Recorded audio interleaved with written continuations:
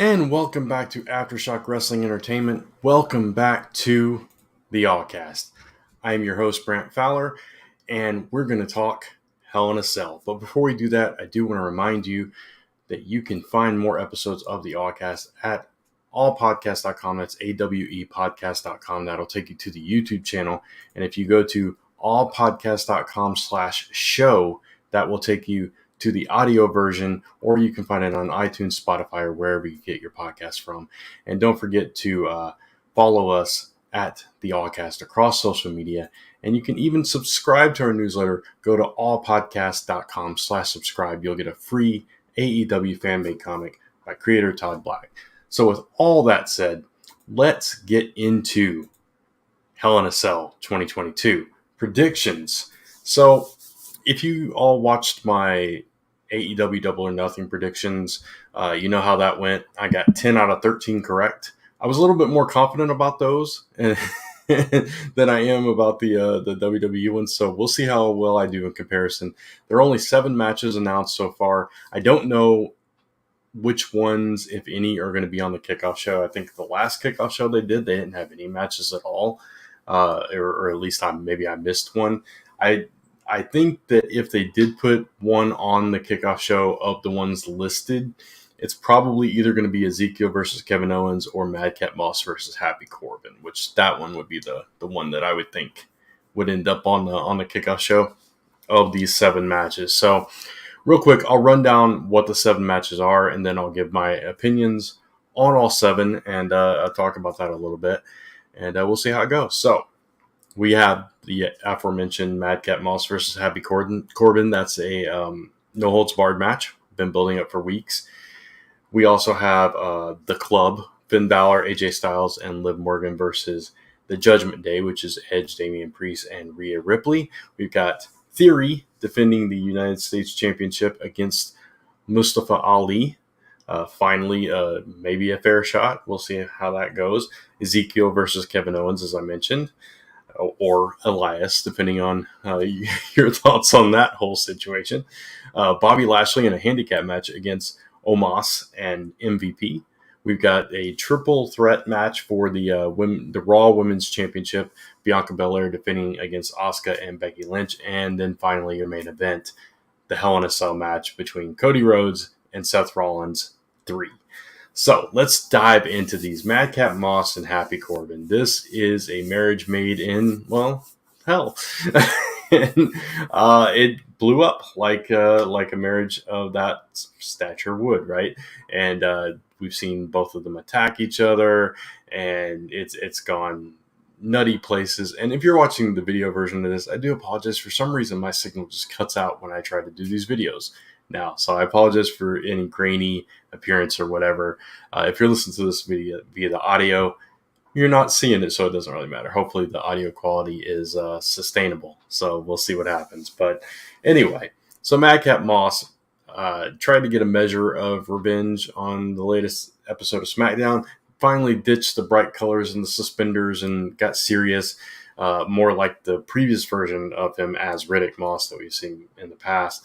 And I think it's an easy call for this one. You know, Happy Corbin has gotten the best of him for a while now. So this is Madcap's redemption, right? So Madcap comes out on top in this match. That's an easy one. They probably won't even go that long. It's gonna be no holds barred. I'm sorry, and maybe the Andre the Giant Memorial statue pieces come into play since it got destroyed, or you know. Who knows? Maybe a hat rack gets involved because of Mr. Fedora there. We'll see.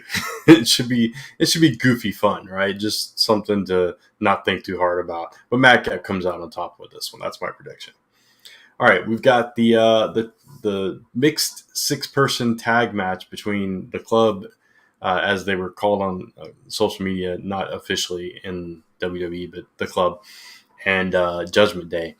So again, ongoing feud, been going for a while, started with Edge and AJ Styles at WrestleMania, and it is moved 2 months later into this 3-on-3 person match. And so far, Judgment Day's kind of gotten the better of AJ Styles and crew, jumping them, after matches and stuff and interfering in all the matches. And so they've kind of had, no pun intended, the edge in this feud. So that leads me to believe that coming out of this, Finn Balor, AJ Styles, and Liv Morgan would get the win here. Now, caveat, maybe the new member of Judgment Day comes forward. Maybe somebody else is added to the ranks and costs them the match, much like my Double or Nothing predictions of somebody joining the House of Black, being Julia Hart. We could see something very similar here. It would seem copied, kind of similar things going on. So I don't think they'll do that. I think if they're going to do that, they'll pull that trigger on Raw tomorrow night. So I think I'm going to call the club winning this one. This is one I think I may be wrong on. And, you hear it here first that if I am wrong and somebody does join and interfere, that was a theory of mine as well. But I'm going to stick with my gut here and say that AJ, Finn, and Liv, the good guys and gals, take this one. And then some, repercussions of that. Some new member comes on Raw and the feud continues. But this one could go either way. They could bring somebody in on the pay-per-view and then it, carries over to Raw. So it could go either way, but I'm going to stick with my guns and say the club wins this one. All right, so now we come to the United States Championship. Theory versus Mustafa Ali. Will Mustafa Ali finally get his just dues in WWE? I'm not so certain. And, okay, so Theory is the golden boy now, right? Like, he's the new John Cena. Not. The physical similarities aside, maybe, who knows? A lot of people didn't think John Cena was going to be as big as he became. But, he did. Who knows with Theory? I do like Theory a lot. I think he's got a bright future. He, whatever role they've given him to play, he has played it to a T. He's doing pretty well with this. Cocky, brash, but a little bit cowardly. Guy that has to cheat to win all the time. But, he's still got the childlike, naivety that he carried over from NXT. So there's still that a little bit too. So it's fun. It's fine what he's doing. But he lost his last big pay-per-view match, right? Against Pat McAfee. Or did he lose? No, I don't remember what happened in that match. That was too long ago. That was 2 months ago. I don't remember exactly what happened in that match. I know Stone Cold, Vince McMahon, that's overshadowing everything, so I don't really actually remember the outcome of that match now that I think about it. But anyway, Mustafa Ali has had so many chances at a run, and he's really good in the ring. He's been really good in the ring since day one, and he wasn't able to shine wholly in his first run because he was a face and it really wasn't connecting. But when he came back as a heel, and say what you will about his faction at the time, which was not great. I mean, the idea behind it was good, but the execution of it was not great. But him as a personality, when he became that heelish character, it clicked. And it's like, oh, man, this guy is actually really good. He's really good on the mic. He's a really good storyteller. He can be something really cool here if they let him. And then, he moved on from that to team with Mansoor and was still very heelish and that whole thing. And then he goes away and he's, trying to get his release. And he comes back and now he's a face, but he's got that brash, heelish attitude now. He's still like, I don't know, like he hasn't really gotten his shot, and that's coming through because it's a real thing. It's a real emotion, and he's just being himself now, turned up, and that's when your best characters come into being, I think. And I think Ali is right on the verge of that if he gets that opportunity. Does he get that opportunity here tonight? Does he get the United States Championship? I'm not so sure because there's such a star on Theory right now, and he's being pushed to the moon right now with this title, and I don't know that it's time to pull it off of him. I don't know if they want to pull it off of him, if they want Ali to be chasing the title, or he's just going to rack up a bunch of wins against, some of these more popular guys, and Ali just becomes another Dolph Ziggler because he's very good in the ring and he makes everybody he wrestles with look good. And I hope that's not the case for Ali. I really want Ali to get a push. I really want Ali to get a title run. So here's what I think may happen. And again, this one I'm not so sure about, and I really, my gut's telling me Theory is going to win, but I'm going to go out on a limb and say something different here because I think maybe Ali surprises him. Ali gets the win, gets the title. He wins the title tonight, and then on Raw, Theory gets a rematch and gets the title back.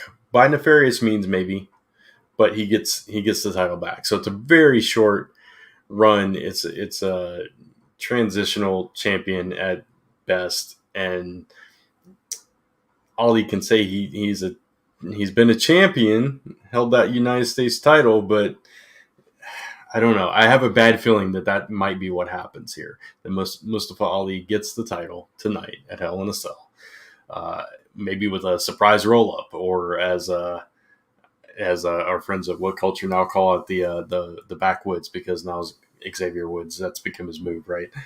So it's now called the backwoods anytime there's a roll up. But I love those guys over there, by the way. What's up, everybody? Great content. And you got me inspired to want to do this, as a matter of fact. So, yeah, I think that's what's going to happen. I think Mustafa Ali pulls out a surprise win here, and then he loses it the very next night on Monday Night Raw. We'll see how wrong I am in this. Like I said, I'm not as confident about these WWE picks as I was the AEW ones. All right, so next up, moving on from that, I've repeated myself like 3 times on that outcome. So Ezekiel, a.k.a. Elias, versus Kevin Owens. So Kevin Owens has gone mad. He's gone ballistic. Nobody believes him. Nobody agrees with him that Ezekiel is Elias. Clearly, his fans were not dumb. We know it's Elias. But we're going along with the joke because it's fun and it's funny, and Kevin is just selling this left and right. It's like gold, right? And Ezekiel is just playing dumb as well. I don't know how you could insert shenanigans in here, right? Like, you can't have Elias and Ezekiel in the same place at the same time, right? You could, strap a fake beard on him, put Elias up on the big screen that totally distracts Kevin Owens and costs him the victory. Ezekiel comes behind, nails something, and pins him. And it's because of interference by Elias, right? You could do that. That would be fun. That'd be funny. It would make Kevin lose his mind even more so, and everybody just not believe him, and you keep building this up and up. Either way, no matter what happens, I think Ezekiel has to win here to carry this on, because you're not going to end this right here, because obviously the eventual conclusion to this whole story is that he's right and Ezekiel is Elias, right? I mean, where else would you go with that? So Ezekiel has to win tonight to carry that forward. Whether it's by the on-screen appearance of Elias interfering or some other weird happenings that take place, or it's just a clean win, either way, no matter what happens, or Kevin gets disqualified because he just loses it, Ezekiel walks away with the victory. Then we're brought to the handicap match, Bobby Lashley versus MVP and Omas. Now, we have a 1-1, right? Or no, Bobby Lashley's gotten the best of Omas both times, right? He actually beat him clean the first time, and then by being thrown out of the cage, he, by default, won against him there too. So Lashley doesn't have a loss, and now he's up against Omas and MVP. So you could go one of 2 ways. Well, obviously, you could go one of 2 ways. There's only 2 outcomes it could possibly be. But, one side wins, one side loses, right? This could go, though, one of 2 ways. Either Omas and MVP finally get that victory because it took 2 of them to take Bobby Lashley out, and they can brag, but Bobby Lashley has that caveat that he can throw out. Or Bobby Lashley gets the pin on MVP, which causes a rift between Omas and MVP. There is a third outcome, but I don't think that's where this is headed. It doesn't seem. There's been no notes of this happening at all. Is that this is all a swerve and MVP is still with Bobby and they get the jump on Omos. But what would be the purpose of that? Because Omos is not good as a face, really. And I can't see it going that direction. Bobby is getting better on the mic. He's somewhat over. So I think you keep it going that way. So either Bobby gets the pin over MVP and continues his winning streak over Omos and causes that rift, or Omos and MVP get the better of Bobby. Maybe Cedric interferes as well. Either way, I've got to make a pick, right? So Bobby's 1-2.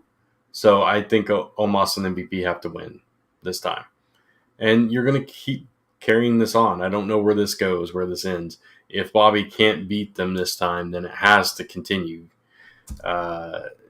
Otherwise, what's the point? So, but if Bobby wins, I mean, what do you do with Omos and MVP? Who do they feud with next? There's no other big men in WWE right now. I mean, Drew McIntyre, maybe. I don't know. I don't know where you go from this. So you have to kind of carry this out because you don't know where else to put Omos at this point in time. So yeah, I think I'm going to stick with that. Omos and MVP get the win finally over Bobby Lashley, but it takes two of them to do it, maybe three. All right, so Raw Women's Championship: Bianca Belair defending against Asuka and Becky Lynch. This was a smart way to handle this because Bianca going up against Asuka, who is a huge over fan favorite, coming back from injury or whatever, and losing to Bianca on pay-per-view or on premium live event, I don't know how that sits, right? But Becky coming in again against Bianca and 1-1, you have the rubber match. Where do you go with that? Like, do you have Becky beat Bianca again? And then, you get all that heat all over again, and Bianca's chasing again. It took her a while to get back to where she is the champion. This way, I think whatever happens, it protects all three women. I think if Bianca's going to lose, she's not going to get pinned. So either Asuka's going to pin Becky or Becky's going to pin Asuka. I don't think anybody pins Bianca in this match. Do I think Bianca's going to walk out with the championship, though? That's a tough one because it depends on where you're going from here. Like, are you moving Asuka and Becky into a feud and Bianca's going to move past both of them? Or is one of these two going to cost Bianca her championship and she's got to chase it back? But you're not going to do that. You don't want to run it back with Becky. So it would have to be Asuka. Asuka would pin Becky, and then Bianca has to go after Asuka, right? But then where does that leave Becky? And Becky's going to be livid if she doesn't get that title. She can't live without this title, right? This is a tough one. And like your two top women stars on Raw are arguably Becky Lynch and Bianca Belair. So you want the title on one of those two. But then what do you do with Asuka? Asuka's a former, multi-time world champion. Her and Becky have all this history. Oh, this is a tough one to call. See, I told you I'm not confident in these picks at all, but I have to pick one. Oh, I just don't know if it's time to pull it off Bianca again already. So I think... Oh, man. I think Bianca pins Becky, but it's Asuka's fault.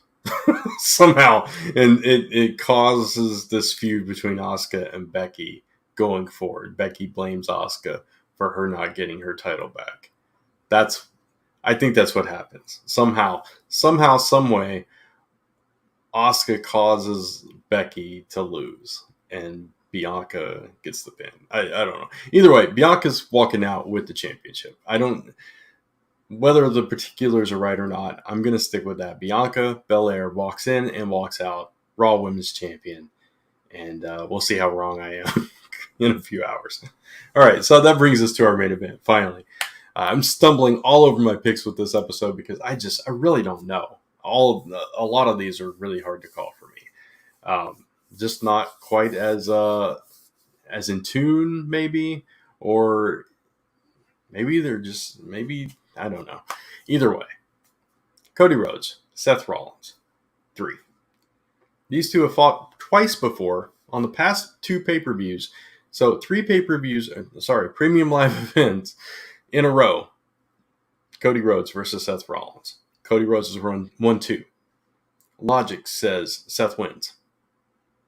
And I think that is what's going to happen. Because you could either have Cody run through him, clean sweep the trifecta, 1, 2, 3, knock him down.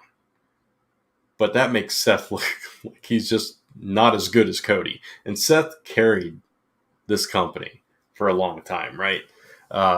He was one of the top guys. And he's great in the role that he's in now. He doesn't need a title. But, eventually I want to see him with the title. I want to see both of these guys with the world title eventually. But if you have Seth lose 3 times in a row, it's okay. You could play it like, okay, there's always that guy that's got your number. Cody's the one that's got Seth's number. But if Seth loses this again, he just goes crazy, right? And you're not going to have them fight a 4th time, right? So there has to be something. There has to be some kind of conclusion here. And the only way there's any kind of conclusion with Seth Rollins is if he wins, right? And that's not necessarily true. He lost the edge and he moved on. But I don't see the same thing happening here. You can't keep doing that over and over again with Seth. He can't just get over it and move on to the next target, right? And just keep losing. And he needs a win. He needs a big win, I think. So I think no matter what, and I think he's going to cheat to do it, or something's going to happen. He's going to pull out some trick, some way. Seth Rollins wins this match in Hell in a Cell, and he's going to become more arrogant and braggadocious and all that stuff. And Cody's just going to be like, okay, I beat you twice, you beat me once, and Seth's not going to be able to let it go, and Cody's going to try to move on. Either way, Seth is winning this match. That's my pick. That's my opinion, and I don't see it going any other way. I don't know about you, but the beautiful thing about these two is they work really well together. They put on a great show every time we've seen them together. It's grown from something like this fan dream match that people were chanting for weeks. As soon as Cody left AEW, people were, chanting, Cody versus Seth. That's what people wanted. They got that. It was a great match. Then it became, Seth has to redeem himself. Doesn't. Now Seth grows crazy. It's become personal. It's heated. Both of these guys are chasing the same dream, basically. But Cody's never been there. Seth has. Cody has to get there. He has to get past Seth one way or another to move on to that dream, right? So this is what great feuds are built on. And I can see these two going, this feud will be one of those feuds that you return to every so often. They keep crossing paths and they keep fighting. And it becomes one of those great feuds of all time. I could totally see that with these two. And if these 2 matches are any indication of it that we've seen in the brawls that they've had at ringside since, it is going to go down as one of those. And this match, they got to step it up a notch because you're in Hell in a Cell now. And if you want a memorable Hell in a Cell match, you got to pull out all those stops, right? And it's got to be one of those that you talk about. There's a lot of Hell in a Cell matches that I don't remember. I remember Foley going off the cage. I remember the first one with Michaels. I remember Triple H and Undertaker, right? There's a lot of Hell in a Cell matches that you remember, but there's some that are kind of forgettable. And this, I don't think it's going to be one of those. I think this is going to be one that people talk about for a while. So either way, Seth freaking Rollins, your winner, finally gets one over on Cody. And either way, Raw is going to be interesting. So those are my opinions. Those are my picks, as convoluted, as wishy-washy as they may be, as I am unsure of myself completely throughout most of this entire card. I would love to hear yours in the comments. And thank you for watching. Thank you for listening. However you're consuming this podcast, I appreciate it. I hope you're enjoying. I hope I'm entertaining. And, I just hope you're having fun. Because I am. I'm having a blast doing these.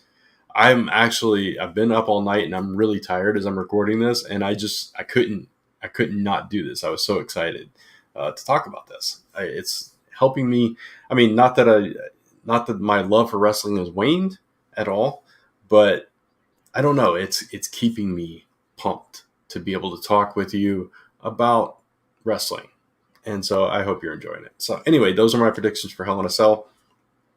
Again, you can find me at allpodcast.com. That's AWEpodcast.com. That will take you to the YouTube channel, or allpodcast.com/show will take you to the audio version, or you can find it on iTunes, Spotify, wherever you get your podcasts from. And if you want to subscribe to the newsletter, you can do that at allpodcast.com/subscribe. You will get a free AEW fan-made comic by creator Todd Black just for signing up for the newsletter. And of course, you can follow me at the Allcast across social media. So until next time, thanks for watching. Thanks for listening. Keep watching wrestling and stay awesome.